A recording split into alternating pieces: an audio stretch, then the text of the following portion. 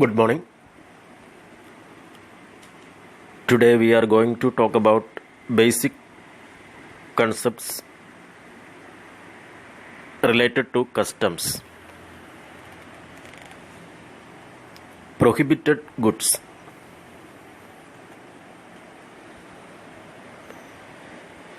Customs ആക്ടിന് വിധേയമായിട്ട് import ചെയ്യുന്നതിനോ എക്സ്പോർട്ട് ചെയ്യുന്നതിനോ നിരോധിക്കപ്പെട്ടിട്ടുള്ള ഗുഡ്സിനെയാണ് പ്രൊഹിബിറ്റഡ് ഗുഡ്സ് എന്ന് പറയുക.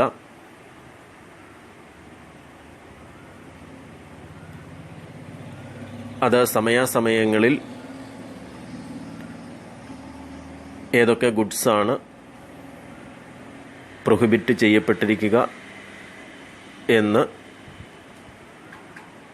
Customs ആക്ടിൻ്റെ നിയമപരിധിയിൽ കൊണ്ടുവരുന്നതും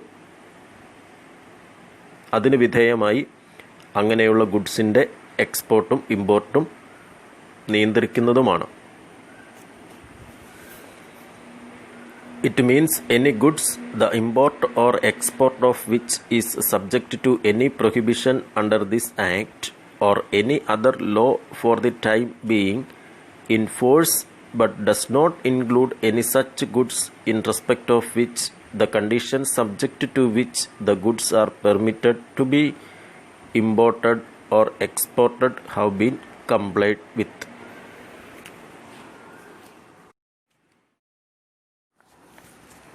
basic conditions of exemption and remission, അതായത് കസ്റ്റംസ് ഡ്യൂട്ടി ഒഴിവാക്കപ്പെടുന്ന സാഹചര്യങ്ങൾ ഏതൊക്കെയാണ് എന്നുള്ളതാണ്. ഒന്ന്, ഗവൺമെൻറ് ഏതെങ്കിലും തരത്തിലുള്ള നോട്ടിഫിക്കേഷൻ ഇഷ്യൂ ചെയ്യുന്നതിലൂടെ കസ്റ്റംസ് ഡ്യൂട്ടി എക്സംപ്റ്റഡ് ആക്കാവുന്നതാണ്. Exemption can be granted by government by issuing a notification.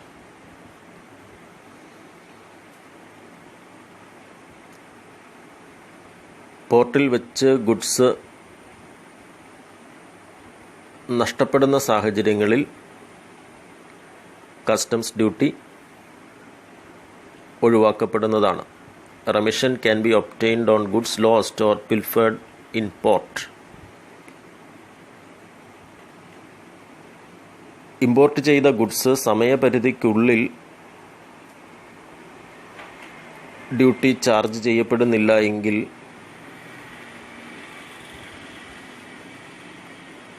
അവിടെയും customs duty ഒഴിവാക്കപ്പെടുന്നതാണ്.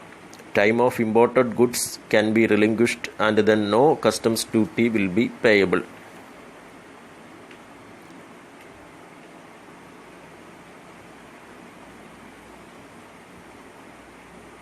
Goods re import ചെയ്യുന്ന പല സാഹചര്യങ്ങളിലും കസ്റ്റംസ് ഡ്യൂട്ടിയിൽ കൺസെഷൻ ലഭിക്കാറുണ്ട്.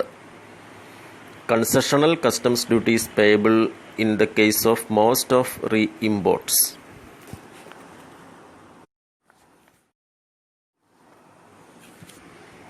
Pilferage means loss arising out of theft.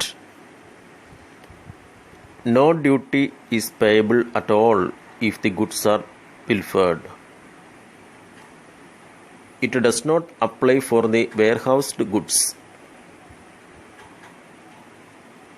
Importer does not have to prove pilferage.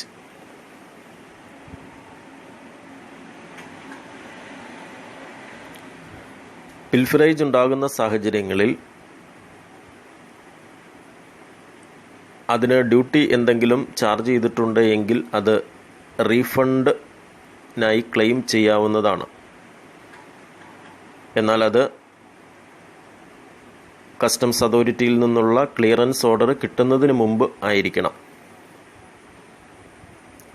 സാധാരണഗതിയിൽ പിൽഫറേജ് ഉണ്ടോ ഇല്ലയോ എന്നുള്ളത് നമ്മൾക്ക് ഗുഡ്സ് എക്സാമിൻ ചെയ്തതിന് ശേഷമേ അറിയാൻ സാധിക്കൂ. അപ്പം അങ്ങനെ വരുന്ന സാഹചര്യത്തിൽ ആ എക്സാമിനേഷന് മുൻപ് എന്തെങ്കിലും തരത്തിലുള്ള ആ ഗുഡ്സിന് ഡ്യൂട്ടി കൊടുത്തിട്ടുണ്ടെങ്കിൽ അത് നമുക്ക് റീഫണ്ടിനായി അപേക്ഷിക്കാവുന്നതാണ്.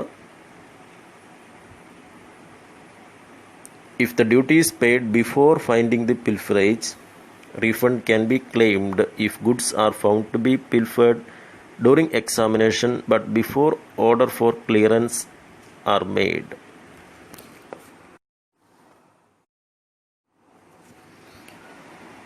Derelict, jetsam, flotsam and wreck.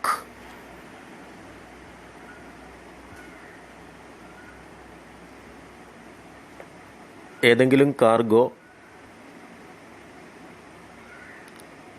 കടലിൽ പൂർണ്ണമായി ഉപേക്ഷിക്കുന്നതിനെയാണ് ഡീറെലിക്റ്റ് എന്ന് പറയുക. അത് റിക്കവർ ചെയ്യാനുള്ള ഉദ്ദേശമില്ല. Derelict means vessel or cargo which is abandoned in sea without any hope of recovering it.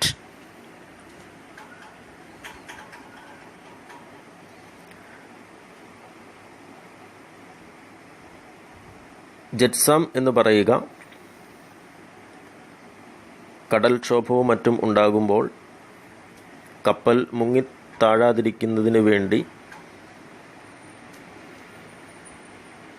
അതിലെ കുറേ ഗുഡ്സ് കടലിലേക്ക് എറിഞ്ഞ് ആ കാർഗോയുടെ വെയിറ്റ് കുറയ്ക്കുന്ന പ്രക്രിയയാണ് ജെറ്റ്സാം.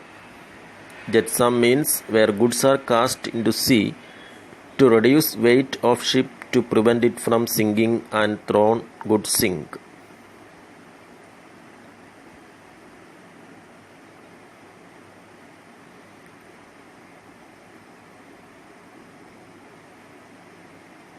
ഫ്ലോട്ട്സാം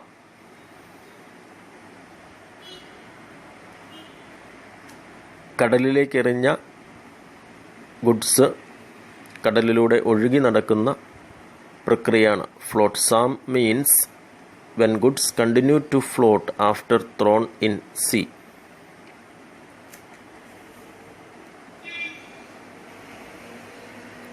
റക്ക്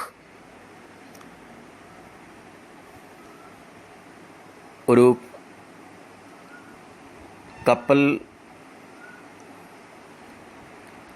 തകർന്നതിന് ശേഷം അഥവാ കപ്പൽ തകർന്ന് രണ്ടായി